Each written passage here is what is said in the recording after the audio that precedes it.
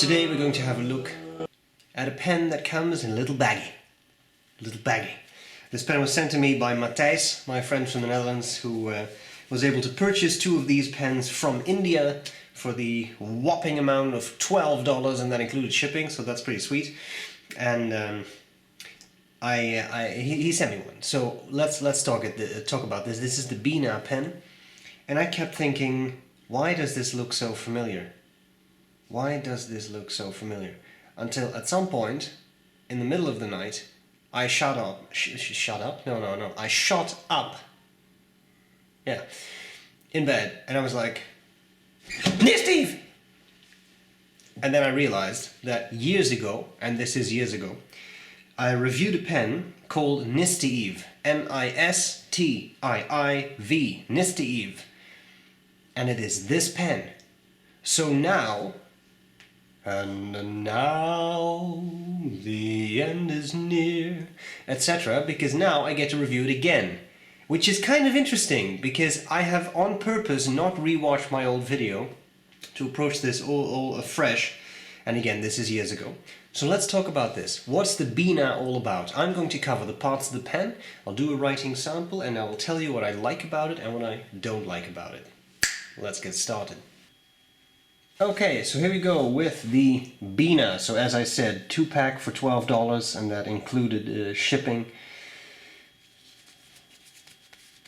Let's see what we got. Well, you do get this nice little, what shall we call this, pouch, sachet with it. I'm gonna have a sip of tea, sorry. I had a sip of tea, thank you. So here we have the pen, and then here we have a Lamy Safari, just as a size comparison. You can see it's a somewhat smaller pen, but that's kind of cute, and it's very convenient.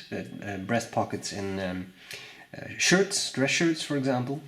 Let's cover the parts of this pen though, and see what it's all about. So at the top we have this finial. It is black, which kind of matches the black matte chrome black of the pen, which I kind of enjoyed. We have the clip, and we have Beena right there. The clip is springy and nice. The barrel tapers down slightly and makes for a very nicely posted pen. I'll show you the size posted when I have the nib out. As to filling, yeah, of course, this is a somewhat more complicated mechanism than you usually see because of the withdrawability of the nib. Retractability is the word I was looking for, I'm sorry. Barrel screws into place, it's all plastic. The only metal bit on this pen is the nib and the cap, and of course these little rings, but all of this is plastic. There's no, for the record, no brass line or anything, so it's quite a light pen. And of course the real trick in this one lies that as you play with it, it gets bigger. And then you can post it if you want, and you actually have a pretty nicely sized pen, I would say. If you use it unposted, it's smaller, right? But I can use this unposted without much issue too. The nib is a simple iridium point Germany, and I think they've actually not even bothered with the Germany part, so it just says iridium point, which is unlikely, right? They don't really use iridium that much anymore for tipping. A simple plastic feed, but I'll be honest, the pen actually writes pretty nicely. Speaking of which, I have some Rhodia paper. In the pen is a cartridge, a black cartridge that Mathijs sent along with the pen. So what we have here is, that was a bit of a hard start because I had the nib out, because I've actually found this pen to start up immediately every time I used it. Beena, the nib, yeah, the nib is not classified as far as I can see, so let's call it a generic fine medium. I would say probably on the finer end of things, and it's just a black cartridge. I don't know what ink this is, but cartridge.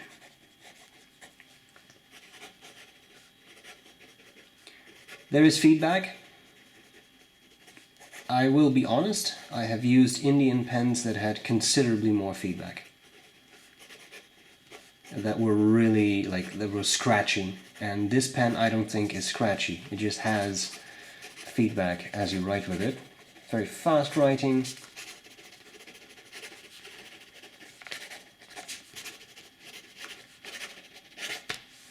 Does pretty well. Was a skip there. I don't know if that was me misaligning the nib, but in any case that's the only spot where it actually did something and didn't actually keep up with the writing. So I think that's pretty sweet actually. Wetness. Yeah, it's not a gusher. And then we have line variation, as always, very careful. Yeah, you can squeeze some out, but that's really what you're doing. You're squeezing. I have to push this pretty hard, so I'm doing this because this is a review. I wouldn't recommend you to do it.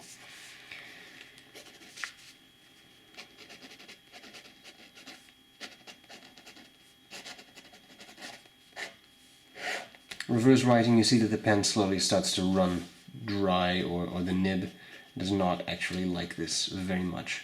So there is that. Let's see what I like and don't like about this pen. What do I like? What do I not like about this Beena pen? Well, there are a couple of advantages. First of all, let's face it, the biggest point of attraction in this pen is the retractable nib. I think that is what really sets it apart. Beyond that, it is like an Indian pen, like many other Indian pens. It has a similar shape, a similar clip, it has an iridium point Germany nib. Nothing truly sets it apart from other pens, I think, except for that withdrawable, retractable nib. And that in itself is indeed a very fun feature. And I've shown this to some pen friends and they seem to enjoy it because it's kind of cute. Now, it's nothing new, it's a safety filler type pen which has been around for centuries. So that's not really the issue.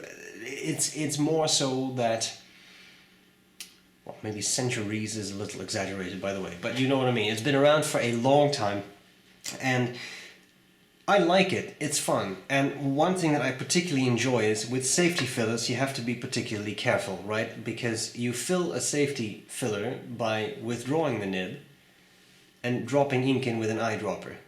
And once the nib is put out like that, there won't be any leakage. But if you accidentally flip over a safety filler like that with the nib withdrawn, the ink will be everywhere.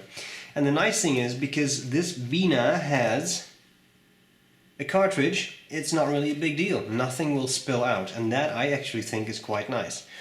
The downside to that is that using a converter is very difficult because it simply won't fit. One of those Kaweco converters, a little squeeze type, would probably work, but normal size converters would not work. So there is that. Another thing that I really appreciate is that the company thought of making the cap big enough that you can use it with the nib withdrawn. So if either you have to use your pen very quickly to quickly write a note, you can put it away with the nib out and immediately start writing. Or, which has happened a few times to me, we are so used to capping pens without doing anything to the nib that you could accidentally do it. And if that would bend the nib because the cap would be too small, which it is in safety fillers often, that would be a problem. So I like that they thought about that, because user error is for sure a thing in fountain pens, and I myself have already capped this thing a few times without withdrawing a nib simply because I forgot. So there is that. Downsides. Now, I actually find it quite comfortable. It's a smaller pen, but it posts very securely, so you have a nicely sized pen. It takes cartridges, which, let's be fair, sometimes that is convenient. It has a nib that has a bit of feedback, but that really is not terrible. It's not particularly scratchy, it writes well, it wrote well out of the box. The only thing I would say is, and if you have ever held one, you know what I'm talking about, it has the Indian pen smell. It's there. I think it is something in the resin, but it's there. And some people, I specifically point this out because I know that some people are very much put off by that. If that is you, then this pen is probably not for you. Right? Having said that, everything works, the clip is fine, the nib is fine, everything, like, I don't have anything to complain about, really. So, a very kind thank you to Mathijs for sending me this pen. I appreciate it.